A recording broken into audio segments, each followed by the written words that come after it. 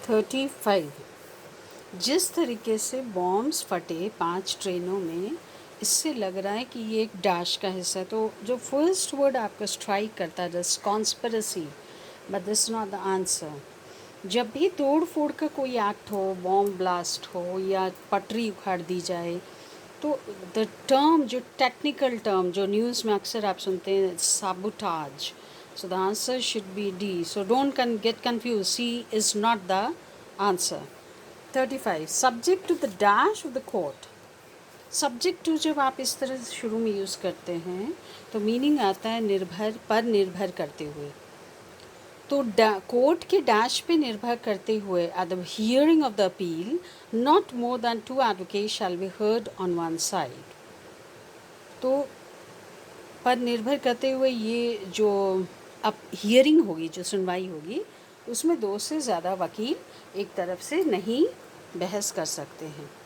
तो subject to the requirements of the court, मतलब court के निर्देश हैं वो ना।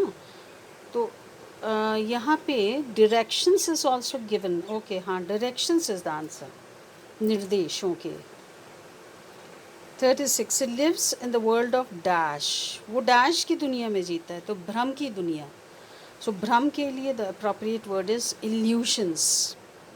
अब डेल्यूशन कब होता है? डेल्यूशन इज ऑल्सो भ्रम, जब आप अपने बारे में कुछ गलत फहमी पाल के रखते हो कि I am a very good singer, आप अच्छे सिंगर नहीं हो, but I am a very good teacher, तो ये डेल्यूशन है। ओके, एंड इल्यूशन किसी भी चीज़ के बारे में हो सकता है।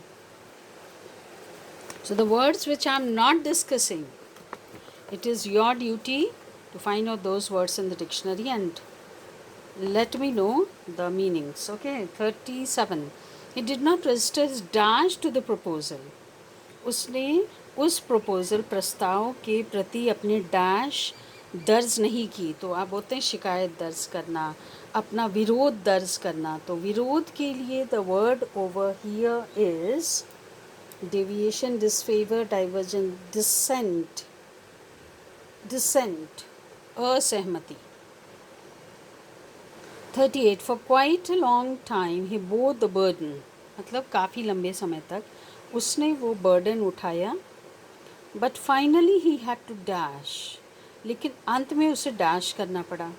अब इसका मतलब आ क्या रहा है कि बहुत देर तक बर्डन उठाया, बट अंत में उसे हार मानना पड़ा।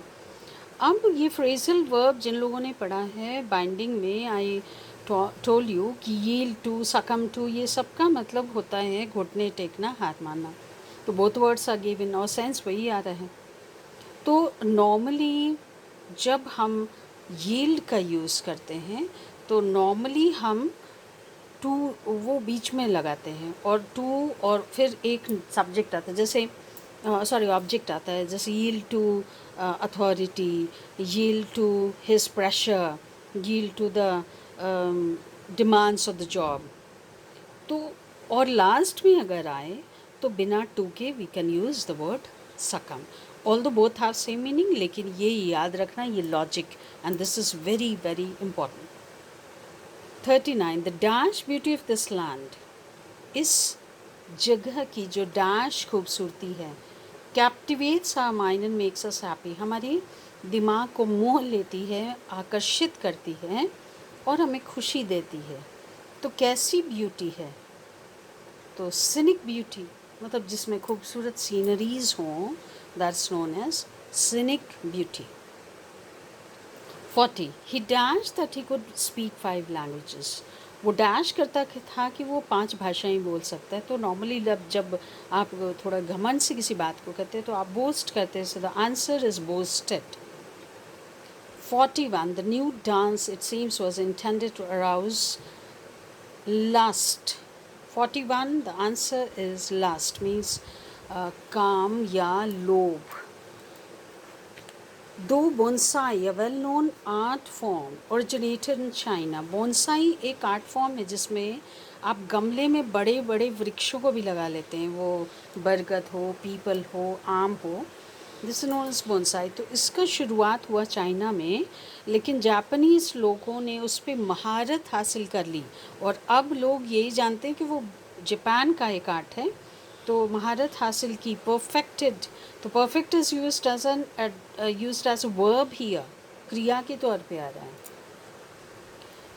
43 the manager gave her his dash, manager ने उसको अपना डैश दिया. That the complaint would be investigated, की उसने जो शिकायत दर्ज की है उसकी तहकीकात की जाएगी. तो आप क्या देंगे? एश्योरेंस, मतलब आश्वासन दिया. So first is the answer. Now 44. Will you like the dash gentleman and soldier you are, leave at once before he finds you here?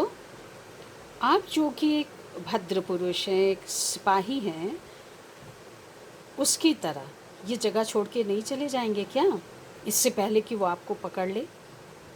तो पकड़ ले तो इससे आपका क्या होगा? आपका सम्मान, आपके सम्मान पे हाथ लगेगा.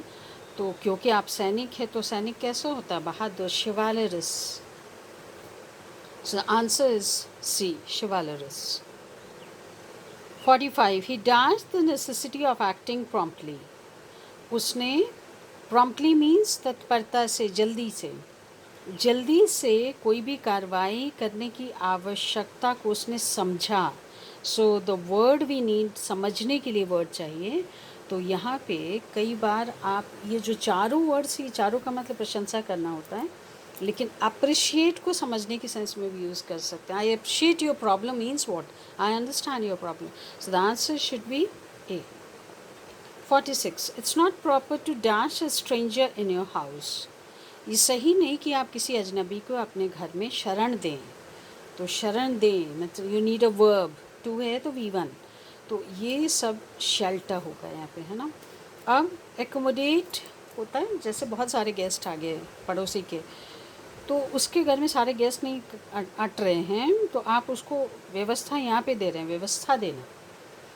कीप अ स्ट्रेंजर, ये भी लग रहा है चलेगा, बट ये शरण देने के लिए the most appropriate word shelter.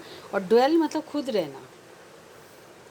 47. A crescendo metallic thuds arose from the market where the ironsmiths were dashed the pieces of metal. Crescendo होता है जब मार्केट में लोहार जो होते हैं, लोहे पे काम करते हैं, तो हथौड़ा चलाते हैं, तो वो जो आवाज़ होता है मॉर्निंग में धीमा होता है और वो धीरे धीरे बढ़ता जाता है. तो ये जो आवाज़ का वॉल्यूम कम से ज़्यादा होता है, दैट्स नोन एज क्रेस्केंडो. तो जो आवाज़ का जो उठ रहा था मार्केट प्लेस से, जहाँ पे आयरन स्मिथ लोहे के टुकड़े को डैश कर रहे थे, क्या कर रहे थे? तो फर्स्ट ग्लैंस में स्टूडेंट्स को लगता है हैमरिंग. अब हैमर मीन्स हथौड़ा, बट हैमरिंग मीन्स किसी चीज़ के लिए किसी को आप हैमर करते हो, मतलब बार बार बोलते हो, उसको रिमाइंडर्स देना. So this not the appropriate word. Trash मतलब पिटाई करना. स्ट्राइक मतलब आप बैट से बॉल को स्ट्राइक करते हो. फ्लैटनिंग मीन्स चिपटा करना. So this is a correct answer B. I am feeling dash better today. आज मुझे काफ़ी बेहतर लग रहा है. Suppose you were ill yesterday और कोई पूछ रहा है कि आज कैसा लग रहा है, तो आप बोलते हैं कल से बेहतर लग रहा है. तो आई एम फीलिंग फेयरली बेटर. ये फेयरली कहाँ कहाँ यूज़ करना है? मौसम के लिए, स्वास्थ्य के लिए, एग्ज़ाम अच्छा हुआ, I have done fairly well in the examination. So इन तीनों सेंस में we have to use fairly. 49. The child's earliest words deal with concrete objects, only later is he able to grapple with dash. बच्चा जो पहले शब्द बोलता है, माँ, ये सब जो शब्द बोलता है, वो कंक्रीट ऑब्जेक्ट जिन्हें वो देख सकता है, उन्हें छू सकता है, उनके बारे में बोलता है. बिकॉज़ वो भावनाओं को नहीं जानता है, और जब भावनाओं को समझता है, मुझे भूख लगी, ये कोई भी गोदी का बच्चा नहीं बोलता. तो ये जो फीलिंग्स हैं, एब्स्ट्रैक्शंस, तो इनको वो बाद में ग्रैपल कर सकता है, समझ पाता है. So abstractions is the answer. 50. Requested all his class fellows होता है, that you know all of you. Class fellow means classmates. तो ही रिक्वेस्ट, उसने अपने सारे क्लासमेट्स को रिक्वेस्ट किया to attend his birthday party. Now my task is over. अब आपको क्या करना है?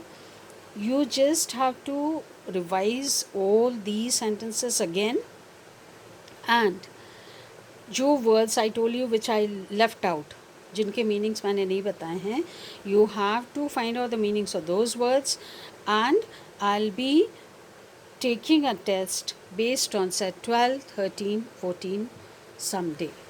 Right? Thank you all of you.